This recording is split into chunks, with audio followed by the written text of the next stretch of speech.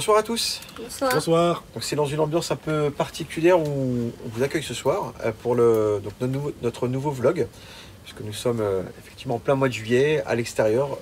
Il fait beau, donc on en profite, on est sur la terrasse. Exactement. Voilà, dans des tenues pas très conventionnelles aux enquêtes, mais voilà, on est plutôt en mode détente et vacances, un petit peu comme tout le monde à cette période.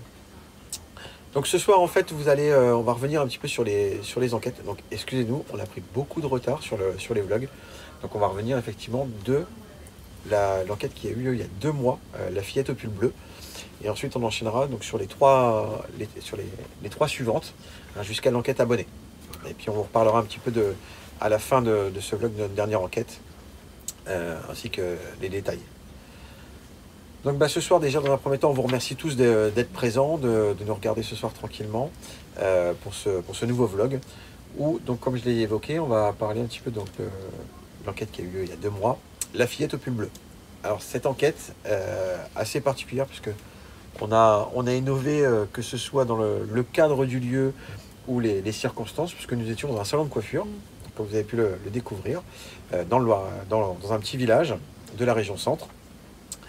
Et en fait, donc ce salon, on a été appelé par la propriétaire des lieux qui effectivement a ressenti et vécu quelques petits phénomènes, alors que ce soit elle, les employés ou certains clients, même de l'établissement. Voilà, ouais. Et donc, ils ont fait l'appel à nos services pour qu'on vienne effectivement enquêter et vous proposer une enquête sur ce salon.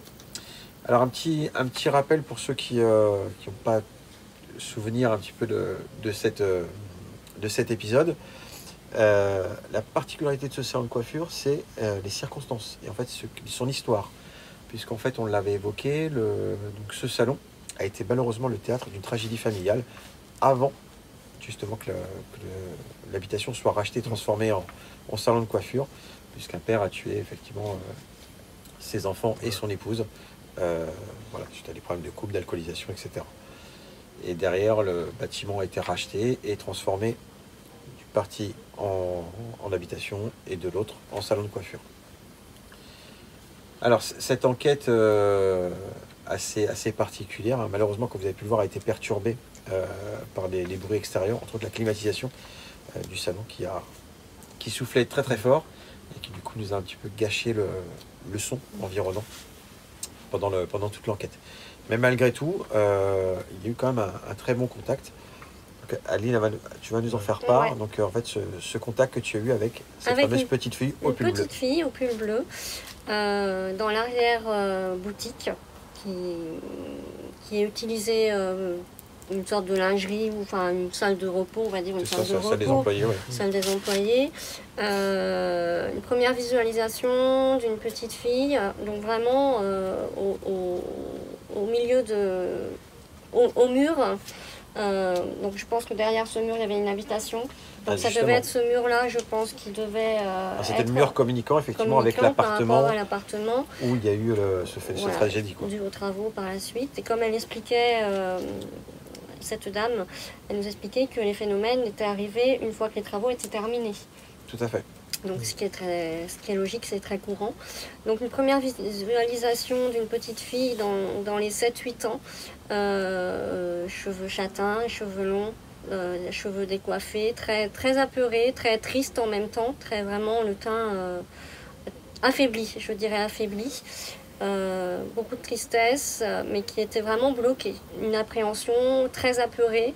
Donc après diverses questionnements, je me suis demandé si ce n'était pas une petite fille qui avait justement vécu cette tragédie. Cette tragédie, effectivement. Oui. Je ne le saurais pas puisqu'elle n'a pas voulu communiquer par la suite.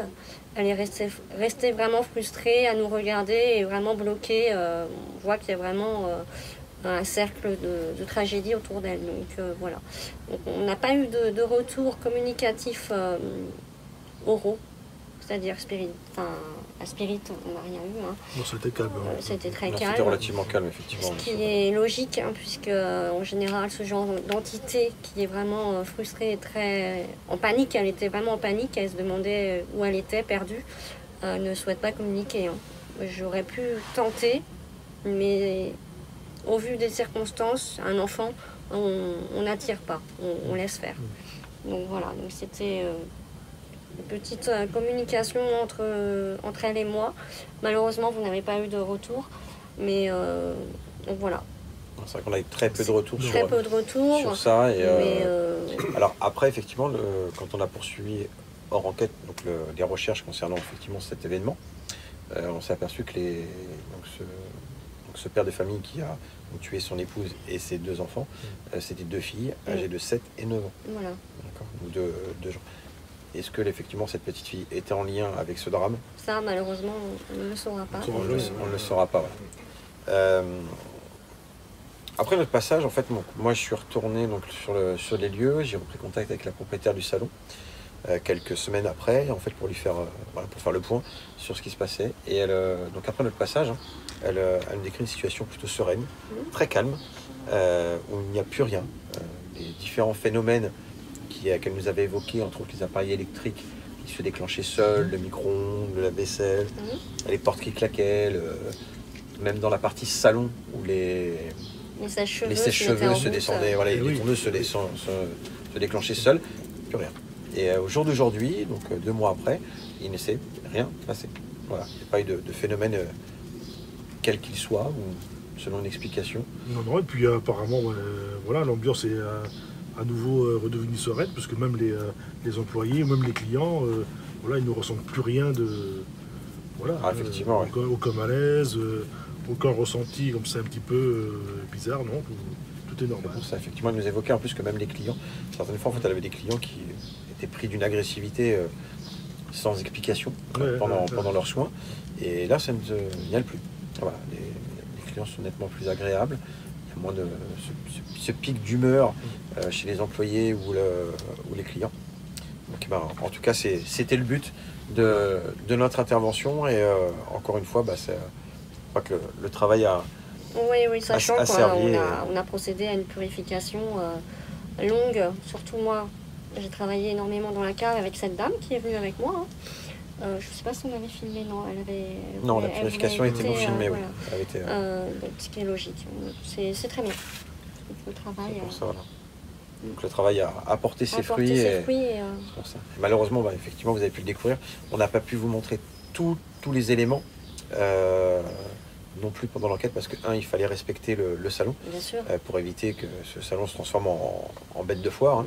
Donc c'est pour ça que toute la partie salon de coiffure en elle-même est très peu filmée, pour respecter l'intimité et l'anonymisation des lieux, comme on le fait à chaque fois. Et puis toute la partie purification qui est quelque chose de très personnel. Exactement. Et vraiment en lien entre Adeline et la propriétaire des lieux. Donc c'est pour ça qu'on n'avait pas pu voir ça. Voilà. Mais malgré tout, cette enquête relativement intéressante n'a pas révélé aux yeux du grand public beaucoup de phénomènes. Et on l'a ressenti en fait sur les commentaires, puisque ça n'a pas dessiné les passions, hein, mais malgré tout, comme on l'a dit, si les gens ont besoin de nous, quelle que soit la situation, on intervient. Et puis notre devoir est aussi de vous retransmettre le travail qu'on fait. Voilà. Malgré le commentaire, là j'ai relevé un commentaire de Lily Beyer qui nous met « Enquête qui ne vaut pas être montrée, car s'il n'y a rien, ça ne sert à rien de diffuser. Je commence à avoir trop de chasseurs de fantômes, trop de chasseurs avec médium, qui ne prouvent pas grand-chose et ne fait pas assez d'expérience. » Alors oui, effectivement, sur cette enquête, visuellement, il n'y a pas de phénomène important, mais quand on prend le fond et la forme, derrière, le travail du médium a été accompli. Exactement. Il y avait des phénomènes, des choses inexpliquées, éventuellement une entité qui était dans ces lieux, due ou pas aux circonstances et à l'histoire du lieu. Depuis, il n'y a plus rien. Voilà. Le retour à la sérénité est la base de nos interventions. Le but aussi, c'est quand on intervient chez vous, dans un commerce ou dans un lieu abandonné, c'est derrière que les gens se retrouvent apaisés, se sentent mieux et qu'il n'y ait plus de... Ce qui compte, c'est le résultat. C'est ça. Tout simplement.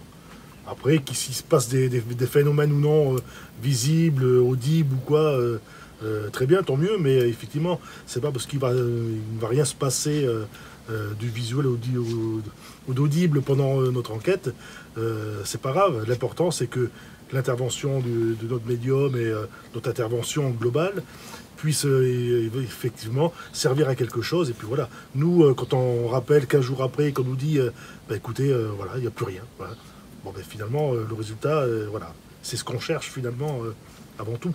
Après, C'est ça. Si on ferait des enquêtes pour diffuser effectivement des choses à grands phénomènes, avec des portes qui claquent, des objets qui volent, etc., on demande que ça, hein, d'avoir des preuves concrètes à vous montrer. Mais malheureusement, le paranormal n'est pas ce que vous voyez forcément dans les films, hein. ce n'est pas que du spectaculaire. C'est pas que du spectaculaire, effectivement, comme dit Hubert. Et on vous retransmet des vraies enquêtes, hein, de gens concrètes, sans trucage, et tel que ça a été filmé, et tel que nous, oui, parce l'avons que ressenti. derrière chaque enquête, il y a toujours une histoire. Donc voilà, nous, c'est ce qu'on veut faire aussi partager. C'est l'histoire de l'endroit dans lequel on est, et puis voilà, on le partage avec vous avec plaisir. Après, s'il se passe des choses, tant mieux, mais voilà, in fine, je vous dis, c'est le résultat qui compte, de toute façon. Voilà. Donc c'est pour ça que derrière, donc on va reparler aussi de cette enquête. Donc on va enchaîner sur cette autre enquête, la protection d'une mère. Donc encore une enquête chez un particulier, hein, qu'on a fait. Cette fois-ci, on était dans le Cher. On n'était pas du tout dans notre zone de confort, comme on dit. On a quitté le Loiret pour se retrouver dans le Cher chez une famille, mais alors charmante, mais comme rarement on a vu. On n'a jamais été aussi accueillis aussi bien par ce couple qui a été merveilleux du début jusqu'à la fin. Et d'ailleurs, on leur remercie encore, hein, malgré tout, de leur accueil, de leur explication, le temps passé avec nous. Ça a été vraiment passionnant comme enquête. Un très bel échange humain avec ces personnes dans ce vieux corps de ferme qui, effectivement, aussi, comme l'a dit Hubert tout à l'heure, a une histoire, et l'histoire fait partie intégrale de l'enquête. C'est pour ça. Donc, tiens Hubert, tu vas nous en parler de l'histoire de cette ferme. Bon, rapidement, parce que voilà, mais voilà, donc c'est une maison, c'est un corps de ferme qui date du fin 18e, fin 19e, et donc voilà, il y a une famille qui est rentrée dans cette maison-là. Ils ont essayé de construire une vie tout à fait sereine et laborieuse, mais bon, voilà, hein. Et un jour, bon, ben voilà, il y a eu la naissance d'enfants, et notamment une petite fille ou un petit-fils qui n'a pas vécu à la naissance. Au bout de 15 jours, cette fille, c'est une petite fille, elle est décédée donc au bout de 15 jours. Et donc, voilà, ça a perturbé un petit peu toute cette famille, et donc ils y ont vécu tant bien que mal, mais voilà, ils ont à un moment donné quitté les lieux, et cette maison-là s'est retrouvée un petit peu voilà, inhabitée pendant quelques temps, et puis donc elle a été reprise par la famille Qui nous a accueillis. Voilà. Donc on a retrouvé rapidement, mais bon, effectivement, il restait sur place encore pas mal d'objets, pas mal de documents qui dataient de l'époque, début 20e. Et puis voilà, donc voilà, tout démarre à partir de cette période-là, on va dire. Alors ce qui a été très intéressant, c'est en fait l'histoire de la maison, donc cette tragédie familiale du début du XXe siècle, cette femme malheureuse qui a perdu son enfant, mais surtout en fait le contexte historique du hameau sur lequel on était, puisqu'en fait on s'est aperçu que cette partie-là du Cher était un haut lieu de la poterie en grès du début du XXe. Et en fait, c'était un des villages où il y avait le plus de fours en France, de fours à grès. Et en fait, cette famille du début du XXe qui habitait cette ferme était une famille de potiers. Et on s'en est rendu compte, en fait, grâce à tous les petits éléments qu'on a pu retrouver dans la maison. Surtout dans le placard où il y a eu... je ne sais pas si vous vous rappelez, mais dans ce placard où il y avait les très belles illustrations d'un journal parisien. Et en recherchant en fait l'historique, ça c'était vraiment agréable à faire. On a retrouvé ce lien en fait entre du passé où c'était pas des fermiers à proprement dit, mais en fait c'était des potiers qui avaient ouvert une route entre Le Cher et Paris, et où ils faisaient commerce de leur poterie. Alors il faut savoir que toute cette histoire, nous en avons pris connaissance une fois l'enquête faite. Hein, donc c'est suite à notre passage que ces personnes habitant le lieu ont fait quelques recherches qui s'avèrent, après je vous expliquerai, voilà. On n'avait pas connaissance de cette histoire. Hein. C'est vrai que pendant là-dessus, l'enquête. ils nous ont quand même pas mal aidés parce que Oui. du coup, ils ont découvert un petit peu l'histoire en même temps que nous et du coup, ils se sont prêtés au jeu. Et puis, dès le lendemain de notre visite chez eux, Ça leur a permis d'en ah savoir bah un oui, peu oui, plus. oui, ils Un ont peu été à plus la sur leur mairie, ils ont maison, été ouais. chercher Donc les ça, documents, la documentation, tout intéressant. ça, oui. Ouais, Mm. ouais. Ça a été vraiment important. Et c'est pour ça qu'en fait, cette enquête, on peut dire que c'est un peu une transposition entre le passé et le présent. C'est ça. Puisqu'en fait, similairement, quand on prend les histoires, deux familles, une famille début 20e, une famille 21e siècle, dans la même maison, ayant vécu la même tragédie, d'accord, parce que comme on l'a dit, donc, début 20e, la perte d'un enfant, et la famille sur laquelle ils l'ont accueilli ont eu un enfant dont la naissance n'est pas très très bien passée, et voilà, qui a failli aussi décéder malheureusement, qui va très bien, hein, au jour d'aujourd'hui, grâce effectivement à la médecine moderne. Mais voilà, donc on va dire qu'il y a un peu cette transposition, et c'est ça en fait, au niveau de l'enquête, qui a donné lieu à des échanges importants, Mm.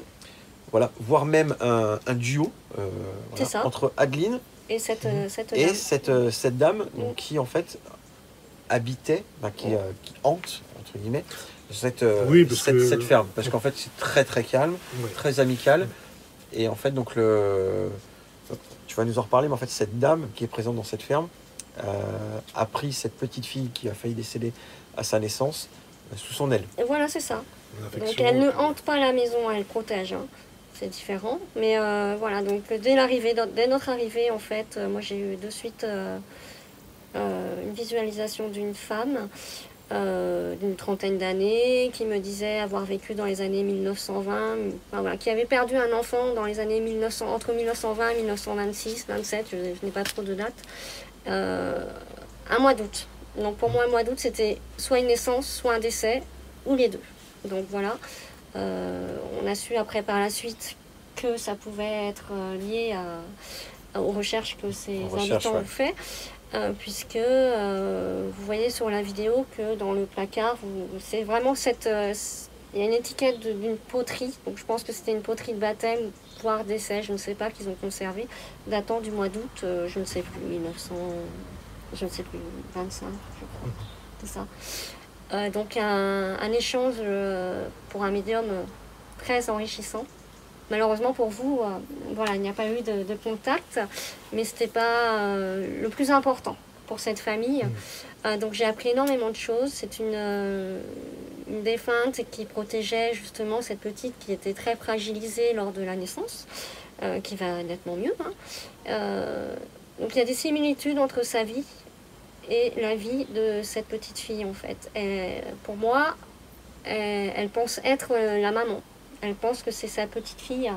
Donc elle est toujours dans les murs, mais pour protéger cet enfant. Protéger l'enfant, oui. Donc elle est un peu, c'est pas qu'elle est perdue, mais elle est vraiment, pour elle, elle fait une autre vie parallèle par rapport ou grâce à cette petite fille qui a 4-5 ans. Effectivement. Voilà. Énormément d'échanges. Elle m'a cité les dates de naissance de ces petites, puisqu'elles sont deux. Il y a plusieurs enfants dans cette famille, mais il y a deux petites. Des petites choses très, très sympathiques à comprendre. Et voilà, c'était vraiment intéressant. À un moment donné, elle ne comprenait pas trop l'absence de. Non, de la petite, alors elle justement, était hein. un peu perdue, puisqu'elle se demandait où était justement la petite. Et là, elle commençait à paniquer. Voilà, ce qui est, pour moi, ça reflète énormément ce qu'elle a dû vivre par rapport à cette perte d'enfant. Il y a un berceau également, que vous voyez dans la vidéo, qui est très prenant et fort d'énergie, qui était à l'extérieur, que cette famille n'arrive pas et ne souhaite pas du tout s'en séparer. Ce qui est bien, ce qui est logique. Et puis les recherches ont fait que ce berceau a été daté d'une construction du début du XXe. C'est ça. Donc en lien effectivement avec l'histoire. Avec cette histoire justement. Pour moi c'était vraiment en lien avec cette défunte. Non, c'était vraiment intéressant. Et c'est marrant, je reviens sur le berceau. Il faut savoir que les propriétaires actuels, ils ne comprenaient pas pourquoi ils ne voulaient jamais s'en séparer. Ils avaient toujours cette hésitation-là, parce qu'ils avaient ça dans leur grenier depuis le début, et donc depuis pas loin d'une dizaine d'années. Et ils ont toujours souhaité le garder, mais sans pouvoir se l'expliquer. Donc peut-être que inconsciemment, voilà, on leur a demandé de ne pas y toucher. En tout cas, Oui, ça, exactement. Puis, il trône maintenant et puis il garde bien sa place dans la Ah, maison. plus que jamais. Maintenant, et je pense pas qu'il va y rester certainement pour encore des dizaines et des dizaines d'années. Il restera peut-être en l'état, mais il restera. Il restera. Même. C'est pour ça que cette maison, effectivement, il y a un peu un arrêt sur image du début du XXe, puisqu'il y a énormément d'éléments qui ont été retrouvés et qui ont justement déclenché derrière toutes ces recherches, que ce soit par nous ou par les propriétaires. Et c'était vraiment agréable, que ce soit dans le corps de ferme en lui-même, les éléments annexes qu'on a pu retrouver. Absolument. Et c'était vraiment très, très, très, très agréable pour ça. Et malgré tout, alors il y a quand même lors de cette enquête, un élément dont on n'a pas expliqué, c'est les chiens. Alors, les chiens, je ne sais pas si vous vous rappelez, donc en fait, quand on est arrivé, ambiance très calme, on est en arrière-pays, dans un petit hameau, voilà, enfin ça se passe bien, il n'y a pas de bruit, etc. On est à la campagne, et à partir du moment où on commence l'enquête, sachant qu'on avait mangé avec eux, et avec les habitants, on avait parlé, on avait échangé un petit peu, au moment où on commence l'enquête, les chiens extérieurs ont aboyé Changement de comportement, oui. Tout le temps. C'est-à-dire qu'il y avait deux chiens. Il y a un chien qui restait avec nous, qui était tout à fait calme, posé sur sa couverture, il dormait du sommeil du juste. Et par contre, un deuxième chien qui était à l'extérieur. Et effectivement, on ne l'a pas entendu depuis notre arrivée. À la limite, on ne pouvait même pas deviner sa présence. Et puis, à partir du moment où on a posé la première question, hop, il a commencé à aboyer. On a arrêté à un moment donné pour faire une pause, il s'est arrêté. On s'est arrêté pendant peut-être un quart d'heure, 20 minutes. À partir du moment où on a repris, c'est là qu'il a recommencé à aboyer. Après, on peut imaginer tout ce qu'on veut, mais c'est vrai que c'est étonnant. Ouais, il y a quand même des coïncidences qui sont quand même assez étonnantes. Ouais. C'est pour ça. Alors, on va revenir sur 2-3 commentaires qui ont été faits donc, par les abonnés qui ont regardé la vidéo. Entre autres, celui-ci très intéressant de Gaël65 Lourdes qui nous dit: alors, pourquoi ne nous interrogeons pas les entités sur des choses comme ressentez-vous la faim, le froid, le chaud, dormez-vous, bref, sur des effets physiologiques qu'ils ressentent. S'ennuient-ils? Peuvent-ils matériellement toucher leur corps, etc. etc. Alors, pour te répondre, Gaël, donc, effectivement, c'est des questions très intéressantes. On aimerait et on adorerait avoir effectivement un échange concret, réel, une vraie discussion avec une entité. Un échange de procédés, de savoir des millions de trucs. Si on aurait réponse à ce genre de questions-là, là, c'est vraiment du ressort scientifique. Et ça c'est le rêve de tout enquêteur. Voilà, et c'est le rêve de tout enquêteur. Aujourd'hui, on reste sur des questions simples. Votre nom, votre prénom, est-ce que vous êtes un homme, une femme? Est-ce que vous êtes content d'être là? Est-ce que vous savez que vous êtes mort? Parce que c'est des choses très simples dont ils peuvent répondre effectivement par oui ou par non, et qui peuvent, si ça se déclenche, ouvrir sur un dialogue. Le but, c'est, comme on dit souvent, une entité, on la considère comme un être humain. Vous êtes dans le métro à Paris, vous n'allez pas taper sur l'épaule de quelqu'un en lui disant t'as faim? Est-ce que tu ressens que t'as faim? Non. On va simplement dire bonjour, quel est votre prénom, voilà, d'où venez-vous, etc. On part du principe que l'entité est une personne réelle au niveau du dialogue et on introduit notre conversation comme on l'introduirait lors d'un cocktail avec quelqu'un que vous ne connaissez pas, voilà, ou dans la rue, quelqu'un avec qui vous abordez. Donc c'est pour ça. Mais effectivement, si le jour où on a une ouverture de dialogue avec une entité, ces questions-là, bien entendu, seront posées et c'est tout à fait légitime, même et important qu'elles soient posées. Bien sûr. Alors, autre commentaire de GameFun qui nous dit: hello, nouvelle vidéo avec un début d'enquête vraiment touchante. J'ai beaucoup apprécié le fait qu'Aline soit plus présente et un peu dans le lead de l'équipe dans cette aventure. Alors oui, effectivement, tu as été très présente dans cette enquête du fait des circonstances. C'est ça. Alors, dans notre équipe, que ce soit Virginie qui est derrière la caméra en train de filmer, Hubert, Adeline ou moi-même, il n'y a pas de leader. Non, d'accord ? Il n'y a pas un chef, etc. C'est les circonstances de l'enquête qui font que l'un va prendre la main ou pas. Certaines enquêtes, Hubert a été nettement plus présent parce qu'en fait, c'est lui qui avait le contact. D'autres, ça a été Virginie. on l'a pu la voir aussi sur certaines enquêtes, entre autres le château de Courbevoie, où elle a été au cœur et la clé du déclenchement des entités. Complètement. Adeline, là, sur cette enquête, effectivement, Adeline est médium, elle a un énorme contact avec cette dame qui est dans cette maison. Donc naturellement, Hubert et moi-même, on s'est effacés. C'est pour ça qu'à un moment dans la vidéo, vous ne voyez même plus, parce qu'en fait, on est complètement à l'arrière de la caméra pour laisser Adeline, effectivement, échanger avec cette personne. Mais voilà, on notera que, effectivement, ta présence en solo a été fortement remarquée. Et en espérant, effectivement, que ça se reproduise à chaque fois. Hein. Oui, D'accord. Plus Adeline parle avec les entités, mieux c'est. Hein. Alors ensuite, un dernier commentaire de Michel B 6631. Donc il nous dit: belle enquête, émouvante.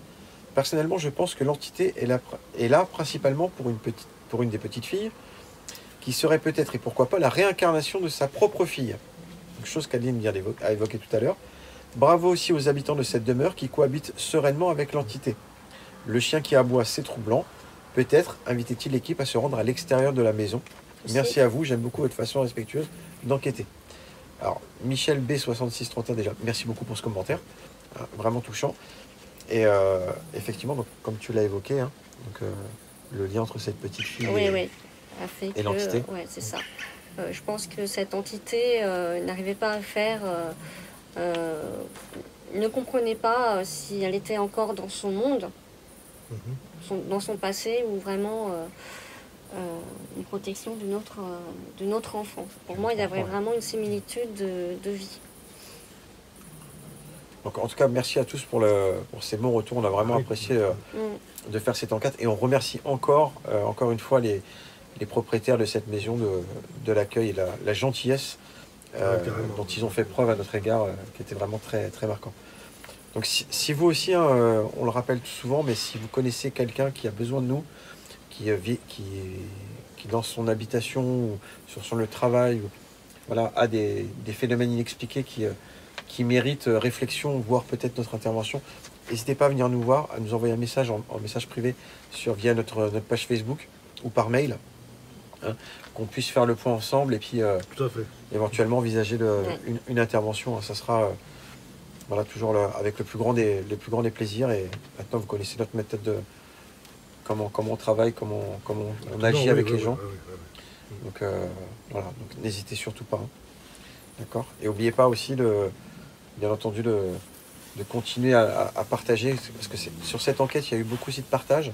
Alors voilà, beaucoup d'entre vous en fait ont rediffusé cette enquête via les réseaux sociaux, que ce soit sur Insta, sur Facebook, etc. Elle a été beaucoup partagée et on vous en remercie parce que ça a attiré d'autres personnes et des nouvelles. Et c'est pour ça que du coup on a un petit peu augmenté le nombre d'abonnés. Mine de rien, oui, grâce à vous, on commence à avoir une petite notoriété. Hein, mais... voilà. Aujourd'hui, on a un petit peu plus de 3000. Hein. On a fêté les 3000 il n'y a pas très longtemps. Et on les a fêtés effectivement lors de la journée abonnée, hein, dont on va parler juste après.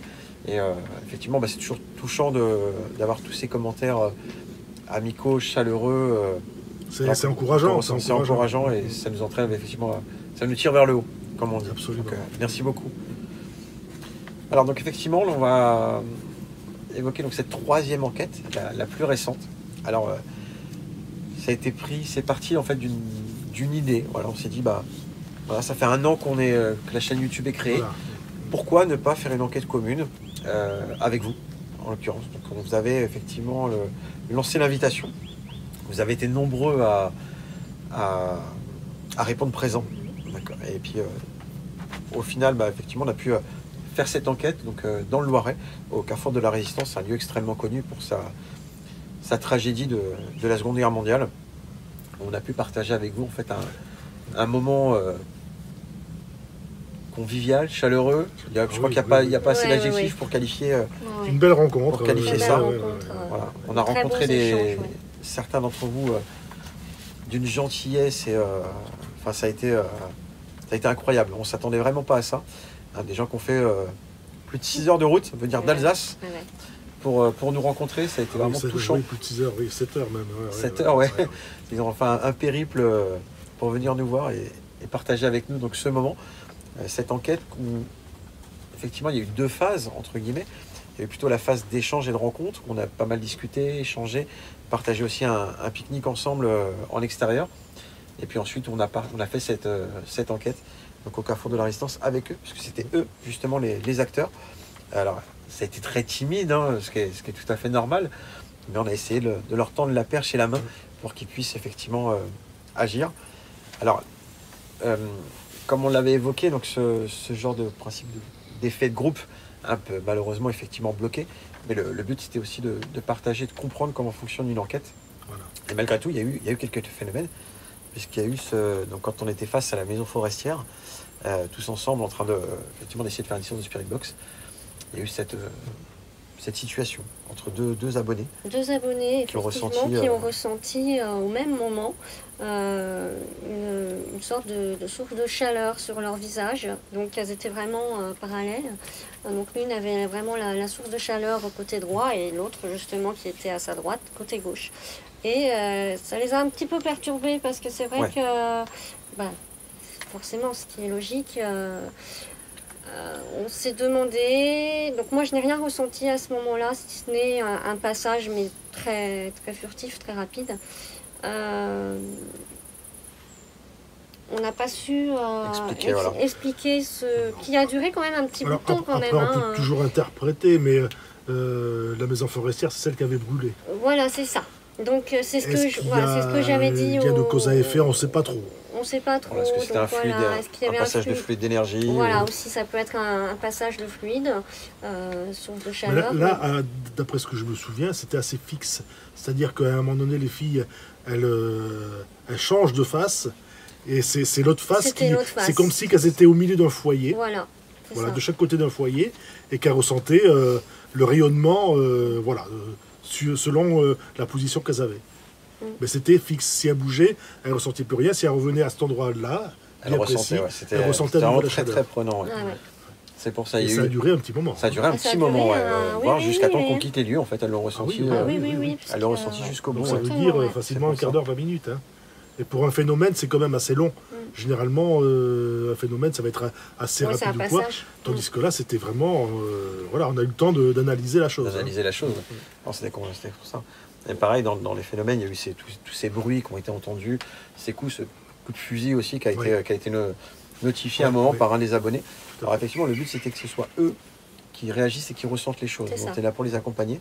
Et ce qui a permis effectivement de vous ressortir cette belle enquête qui malheureusement n'a pas été énormément suivie par la communauté.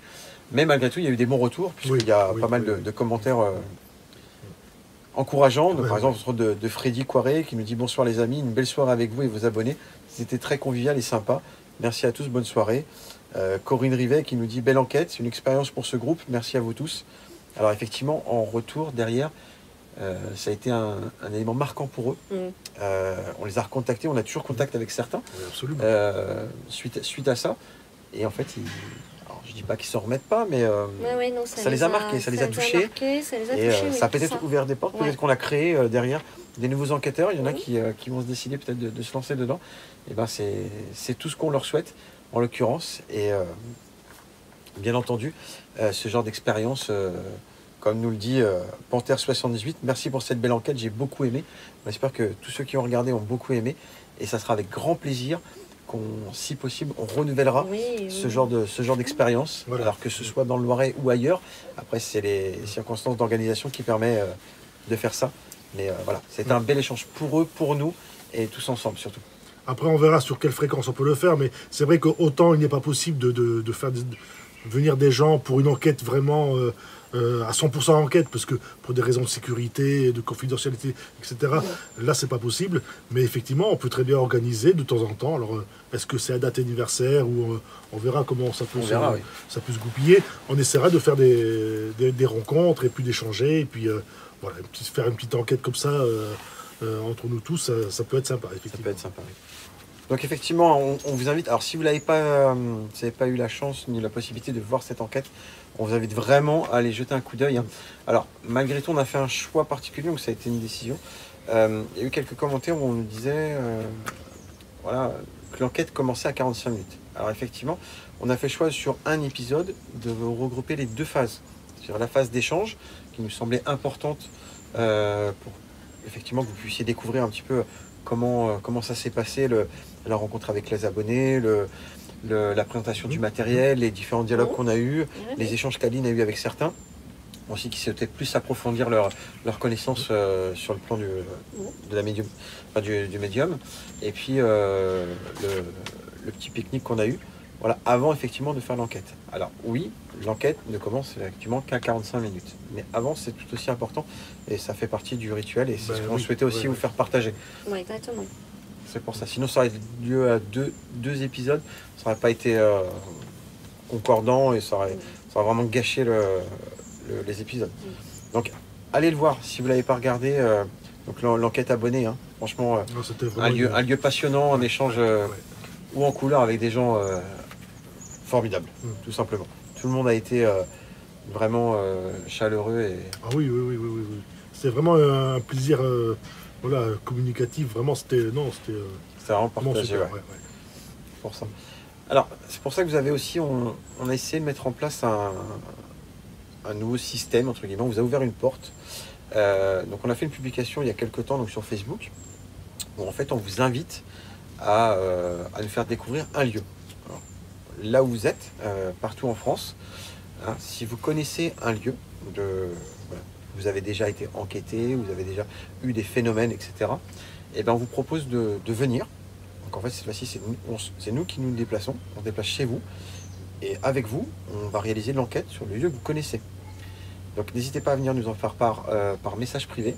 D'accord ? Donc on parle bien de lieux qui a été, dont vous avez vécu des événements paranormaux, hein, sur des lieux reconnus, faciles d'accès, dont on pourra éventuellement effectivement faire une enquête. Voilà. Et ben on vous propose cette fois-ci. Donc là c'était l'enquête abonnée, c'est vous qui veniez à nous. Et ben là on fait le contraire. C'est nous qui allons à votre rencontre. Voilà. Donc on a eu déjà quelques contacts avec pas mal d'abonnés, de gens qui nous suivent sur les réseaux, qui nous ont proposé des lieux et nous ont gentiment invités chez eux.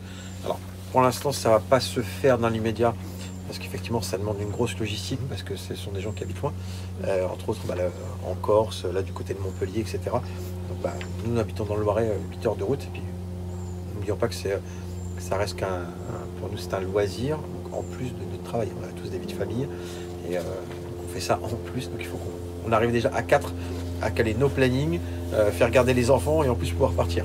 Et puis ça demande un budget, hein, comme toute... Bien sûr. Plus c'est loin, plus ça demande des budgets. Et forcément des frais, oui. On ne fait rien payer. Hein. Je vous rappelle que nos enquêtes sont totalement gratuites. Les interventions qu'on fait les gens ne payent pas. Et on ne fait pas de rémunération YouTube. C'est-à-dire la visualisation de nos enquêtes ne rapporte rien. Aujourd'hui, les comptes de l'UPRAP ne fonctionnent qu'avec donc la cagnotte Litchi qu'on a ouvert il y a quelques temps. Où d'ailleurs on remercie les donateurs qui nous ont gracieusement offert de l'argent. Voilà, on vous en remercie beaucoup. Et pour l'instant, il n'y a que ça. Et pour l'instant, ça ne sert pas. Donc on laisse monter et on verra effectivement dans un an ce qu'il y a sur la cagnotte et on fera le point en fonction avec vous. Comme on vous l'avait dit, hein, les comptes sont clairs et si dans un an, on fera le point de ce combien il y a sur la cagnotte et on verra ce qu'on en fera. Sachant que ça servira effectivement à financer du matériel ou alors les déplacements, justement. Vous habitez loin, vous avez un lieu que vous voulez nous faire découvrir, vous souhaitez participer à l'enquête, eh bien on vient, d'accord. Mais dans ce cas-là, effectivement, on prendra l'argent de la cagnotte pour pouvoir financer le trajet. En l'occurrence, le trajet, le logement, la nourriture, vous pouvez l'achat de matériel. D'ailleurs, en parlant d'achat de matériel, en exclusivité, on vous fait découvrir. Voilà. Ce que vous allez bientôt découvrir, en fait, sur les prochaines enquêtes. Donc, il va falloir qu'on se forme, qu'on utilise ça correctement. Ne pas non plus rentrer dans le spectacle. D'accord. C'est des baguettes de radiesthésiste, hein, voilà, en laiton, que Hubert sait offert. Voilà. Et qui va apprendre effectivement à maîtriser. Voilà. Voilà, il va se documenter, voilà, et qu'on utilisera donc en enquête sur très prochainement. Voilà. Donc voici le nouveau matériel très simple de l'UPRAP pour les prochaines enquêtes. Voilà. Alors en termes de conclusion, donc on va On va évoquer la dernière enquête. Alors il y a quelques semaines, 15 jours il me semble, à peu près, si je ne me trompe pas, 15 jours, 3 semaines. ouais. Oui. Donc on a fait une enquête chez un particulier que malheureusement vous ne verrez pas. Alors on s'en excuse, c'est pas dans nos habitudes, mais l'enquête, au vu des circonstances, en fait l'ensemble des images est inexploitable. Pour vous situer un petit peu, donc on a enquêté donc, il y a 15 jours, 3 semaines en pleine période de canicule. Oui. Oui. On est dans un appartement, il fait très chaud, on est dans une cité. Et donc en fait, il est 23h à peu près quand on commence, et en fait tout le monde est dehors.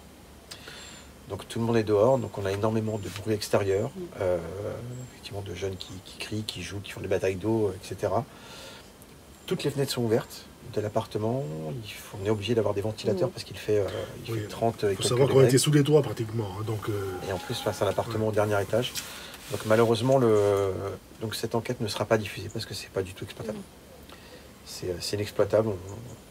On sait qu'il y a beaucoup de commentaires à chaque fois sur des problèmes de son, etc.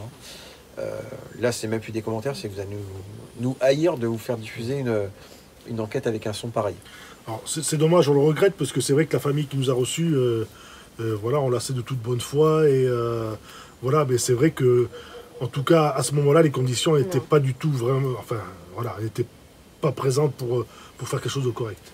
Donc, on a quand même fait l'enquête parce qu'on se devait quand même, par courtoisie, de faire quelque chose, mais effectivement, on se doutait. D'ailleurs, on l'a dit dans la soirée, il y avait quand même peu de chances que ce soit exploitable parce que voilà, il n'y avait aucune condition pour que ça puisse se passer dans de bonnes conditions, de toute façon. Voilà, c'était que ce soit au niveau météo, localisation, les circonstances sur place, c'était vraiment inexploitable. Alors une famille vraiment très charmante qui nous a ouvert les portes, Ben oui. avec 2 enfants qui en plus nous ont fait partager leur histoire et leur vécu, puisqu'ils ont accepté, les parents ont accepté en fait que les enfants soient interviewés. Alors bien entendu, là, on a filmé que les pieds pour pas les cacher. Ils nous ont raconté avec leurs mots ce qu'ils vivaient dans cet appartement. Et, malheureusement, on ne peut pas vous en faire partager. Donc, on ne va pas plus en parler. Voilà. Peut-être qu'on y retournera là-bas, Oui, dans des circonstances autres. Voilà. Peut-être qu'on refera une enquête, on essaiera de recaler les choses. Mais des fois, effectivement, les lieux ne sont pas propices à l'enquête. Tout lieu n'est pas propice à l'enquête, là encore une fois. On s'en aperçoit. Alors, il y a des choses qui peuvent être faites, mais qui ne peuvent pas être filmées. toujours est-il qu'on a gardé contact avec cette famille-là, et d'après les dernières nouvelles, par rapport à ce qui se passait, pour l'instant, c'est quand même relativement calme. Alors, c'est très calme, Donc, effectivement. Ouais. voilà, encore une fois, et pourtant là, on peut vous dire que voilà, c'était pas évident de faire une approche paranormale là-dedans. Malgré ça, apparemment, pour l'instant, c'est calme. Donc, C'est calme. Depuis notre passage, plus rien. Il n'y a pas eu de phénomène évoqué. Alors les phénomènes qu'il y avait sur place, c'est surtout des phénomènes auditifs et visuels. Des lumières qui s'allument toutes seules, des coups dans des portes, des choses comme ça, mais plus rien. Voilà. Donc effectivement, peut-être que le fait d'avoir enquêté, ça a calmé les choses. Mais... oui, parce que ce qui n'était pas vraiment évident, c'est de pouvoir sortir un son correct, une image relativement correcte, etc. Donc voilà, mais après le travail, il se fait quand même. Alors c'est vrai que c'est moins évident, mais il se fait quand même. Donc il y a quand même quelque chose qui se joue au moment où on est sur place. Et pour ça. Donc malheureusement, c'est une enquête en off, mais qui a eu lieu malgré tout, une enquête. On a été, malgré les conditions, 35 degrés dans l'appartement, surchauffé, etc., en plein milieu du mois de juillet. Malgré tout, on y a été jusqu'au bout, on a quand même fait l'enquête, et la finalité fait que cette famille a retrouvé une sérénité, encore une fois, et peut-être grâce à notre passage. Donc on les remercie encore pour nous avoir accueillis, et on regrette vraiment, mais vraiment, de ne pas pouvoir vous faire profiter de cette enquête en vidéo, mais c'est totalement inexploitable. Voilà. Donc malgré tout, écoutez, on est au mois de juillet, on a de beaux projets qui vont arriver, des enquêtes à venir. Hein, comme tout le monde, on va avoir aussi besoin de repos. Hein. On va partir en vacances. Oui. Donc quoi qu'il arrive, on se retrouve très vite, au plus vite, pour une enquête, pour une prochaine. Donc en attendant, n'hésitez pas à aller revoir toutes les enquêtes que vous n'avez pas pu déjà visualiser. Hein, mettez un petit pouce si vous avez apprécié notre travail, un petit commentaire. Même les anciennes enquêtes, hein, les commentaires, on les regarde toujours et on répond. Et puis comme on l'a évoqué tout à l'heure, si vous souhaitez effectivement nous faire partager que ce soit votre vécu, votre ressenti, un lieu ou votre histoire, n'hésitez pas. Donc, on est là, on est prêt. Voilà, on est tous les 4 là pour vous, à vous répondre. Et puis ça sera avec grand plaisir qu'on pourra faire quelque chose ensemble. Donc merci à vous, merci de nous avoir regardé sur ce vlog. Et puis on vous souhaite, si ce n'est pas fait, de bonnes vacances. Un bel été. Pour ceux qui vont bientôt partir, un bel été, en espérant que vous profitiez du soleil, de la plage. Et pour ceux qui n'ont pas de vacances, qui vont... bon boulot, hein. Voilà. Il en faut toujours, hein. Il faut toujours une base arrière. Donc voilà. Et puis dans des circonstances. Et on se retrouve très vite pour de prochaines enquêtes. Merci à vous. Merci, au revoir. Il parle un peu là. Alors qu'est-ce qu'on va pouvoir dire? Eh bien, voilà, on va parler un peu de je sais pas quoi. On va dire bonsoir. Virginie, t'aurais pu te maquiller correctement, mais bon, ça c'est pas grave. Maquillée? Je suis pas maquillée là? Bon, t'as un peu le teint blanchâtre quand même. T'as les yeux revolver, mais le teint blanc. La gueule. Ah, on peut pas tout. Par contre, elle a une voix quand elle chante. C'est ça. Ah bah oui. Ah bah l'incarné de chanson. Ah bah oui. Dommage qu'on la voie pas d'ailleurs, mais bon. Ça va venir, ça va venir. Bon. Mais non, mais ouais. Attends. T'en fous, de toute façon ça va tourner. Bah viens. Non. Mets-toi avec. Pourquoi je viendrais? Bah ouais. Parce que mets-toi avec. Ah non, pourquoi je viendrais? On est en ambiance champêtre. Non, j'ai pas envie. On s'en fout, tu parles pas. Je t'ai dit à la rigueur, on fait le selfie, machin, pour nous voir bosser, mais sinon, non, on fout. C'est à côté du Berre là. Non. C'est parti. Parti. C'est parti. Allez. C'est bon, les coiffures. Ça va, T'as c'est pas de bien. cheveux qui rebiquent, c'est pour ça on est beaux gosses. Ça va, vous êtes tous beaux. Ok. Allez. Bonsoir à tous. Bonsoir. Bonsoir. Entre nous tous, ça peut être sympa. Ça peut être sympa. 1, 2, 3, pause. Pause, je tiens plus. Je tiens plus. Faut faire une pause. En train de me niquer mon vlog. Ah ouais, je te fais 1, 2, 3, mais je tiens plus là, faut que j'aille pisser. T'as vraiment une vessie de bourresse, hein. On est tout exactement. Je suis pas prête. C'est bon?